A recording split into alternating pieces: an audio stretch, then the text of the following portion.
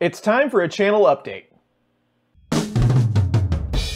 First off, our 1,000 subscriber giveaway was a little while ago, but we did have 2 winners and the printers have been sent out and received. Our domestic winner was Michael. He sent me a lot of awesome pics of the upgrades he's already made, and he's already getting some good prints. A link to this album in the description below. The international winner was Doug from Canada, and he was unable to send me pictures of his printer and his prints for personal reasons. No worries, and I wish you the best. Next up, the boys over at Skewed View 3D sent me my own personal 3D printed shield. Check this thing out. I don't get the chance to finish a lot of models, but this thing's pretty cool, and I might actually give this one a try. They also included one of their really cool gold maker coins and a 3D printed business card. Get a good shot of that right there. Much appreciated, guys, and they look great. Over the last couple of months, the channel's been doing great. We're over 2,000 subscribers and 148,000 views. None of that could be possible without you, and as always, I thank you for watching.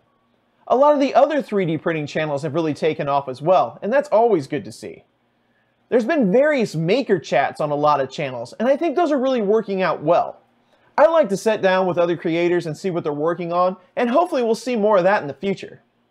The basement has been busy as usual. I have a couple of 3D printed projects that are going to start soon. We also have the conclusion to the OpenRC race, which is, let's say, interesting. I also have a couple of packages coming from Prusa Research that should be very exciting. I am working on a handful of machines right now, which includes the X5S, the 301, the Robo R1, and the Mini Delta. So content on that should be out in the next couple of weeks. I do continue to look at features in Marlin, and a lot of these have proven to be very useful, so you'll see content on those.